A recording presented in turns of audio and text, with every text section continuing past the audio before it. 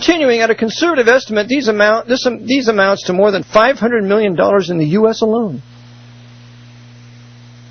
Continuing, the Vatican's treasure of solid gold has been estimated by the United Nations World Magazine to amount to several billion dollars. A large bulk of this is stored in gold ingots with the U.S. Federal Reserve Bank, while banks in England and Switzerland hold the rest. My.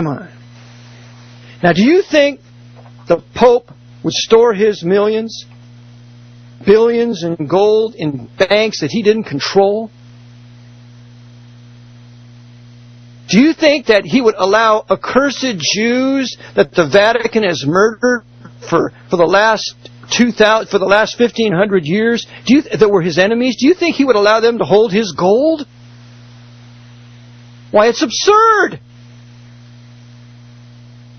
It's the Pope's Federal Reserve Bank, and the Jews involved with it are just his court Jews, just his Hofjuden. Now, let's take a look at the past presidents of the Federal Reserve Bank of New York City, where all the gold is. The first one was Benjamin Strong, Jr. He's a white Gentile. He was J.P. Morgan's man at Jekyll Island in the drawing up of the Federal Reserve Act. Then we have George L. Harrison. You might say, what about Warburg? Warburg, the token Jew, was at Jekyll Island too. That's right. But he was not a man of power. Just like in the Mafia. Meyer Lansky was the mere treasurer for Lucky Luciano. Lucky Luciano tells us in his book, in the last will and testament of Lucky Luciano, Lansky didn't have a vote because he wasn't Sicilian. The devil always uses brilliant Jews to support his white Gentiles in any endeavor. But these Jews don't rule. Why? Because it's the times of Gentiles. They are the tail of all nations, Deuteronomy 28. And this works out perfectly in an objective analysis of history. Benjamin Strong. Number 2, George I. Harrison, 1928 to 1940. Another white Gentile. Alan Sproul, 1941 to 1956. Another white Gentile. Alfred Hayes, 1956 to 1975. Another white Gentile. Paul Wacker, 1975 to 1979. Oh, he's a Jew? Oh, sure he is. But he's a member of the Pope's CFR. And I believe he's has an honorary degree from Jesuit Georgetown University. Paul Wacker kisses the feet of the Jesuits at Georgetown University, and thus it's the Jesuits of Georgetown University through Paul Wacker that are advising Barack Obama. Because Barack Obama said one of his advisors is Paul Wacker. The Jesuits are secretly backing Barack Obama, and they are openly backing John McCain, which you shall comment on at another broadcast tomorrow specifically. Anthony M. Solomon, 1980 to 1985. Here's another Jew, but he's a member of the CFR. Brother Eric shall be back. I just heard the introduction here, and shall return after station identification.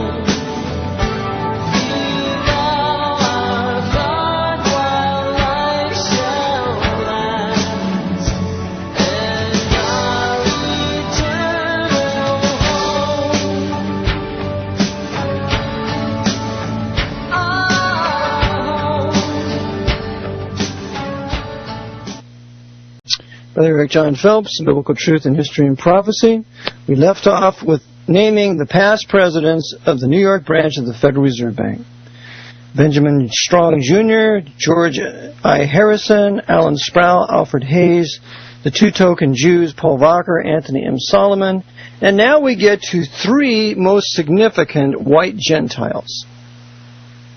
Gerald E. Corrigan. I touched on the fact yesterday that Gerald E. Corrigan was Jesuit trained. He was Jesuit trained and at Fairfield University in Connecticut, which is part of the 2nd District of the Federal Reserve, of which the New York Federal Reserve Bank oversees. He also got his Ph.D. in economics in 1971 from Fordham, from the Jesuits at Fordham. Just like G. Gordon Liddy went to Fordham University. That wonderful man. That killer of Officer Tippit in Dallas.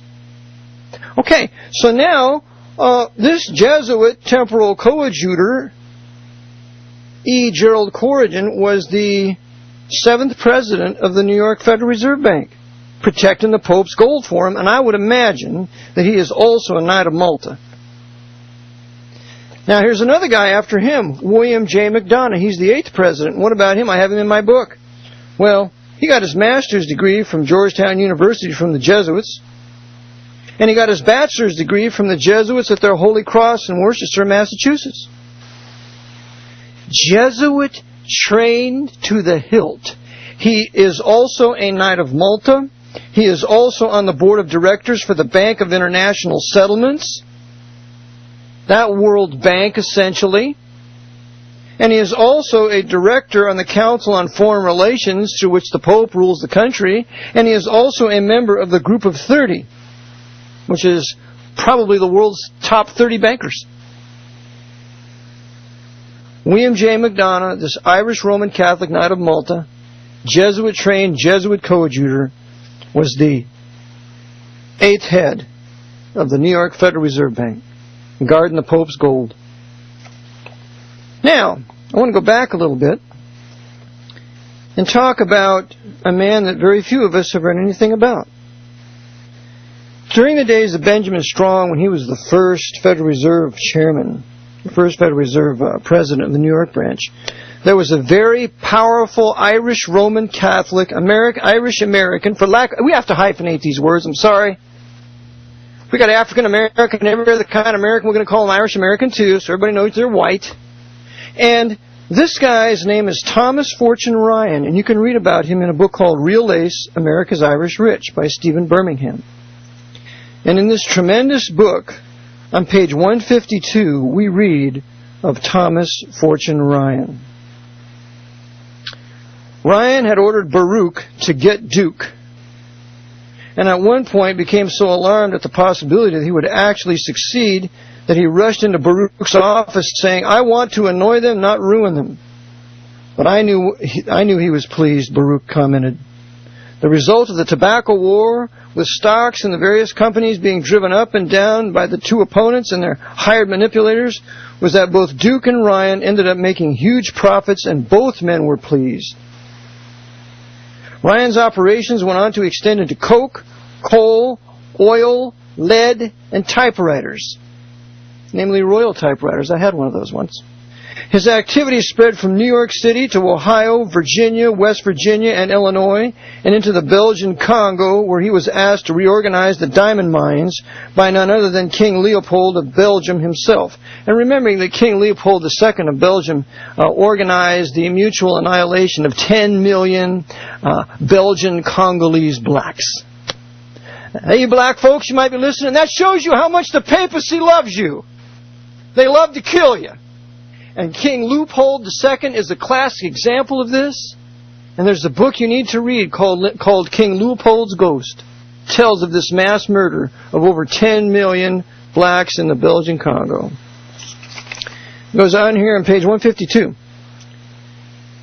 Ryan had ordered Baruch to get Duke, and at one point became so alarmed at the possibility that he would actually succeed that he... Okay, I already read that, pardon me.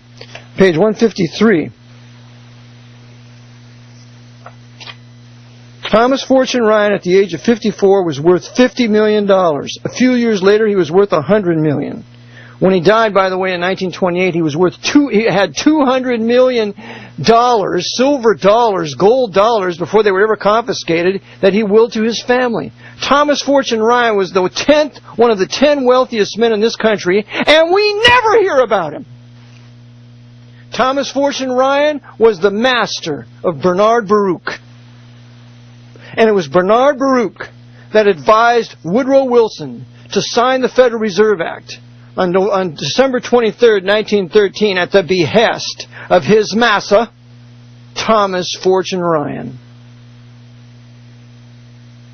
Again, Bernard Baruch encouraged, advised Woodrow Wilson, the traitor, to sign into law 2 days before Christmas the Federal Reserve Act at the behest and order of Thomas Fortune Ryan. That Jew, Bernard Baruch, that Hofjuden for the Pope, was doing exactly what his Irish Catholic master told him to do.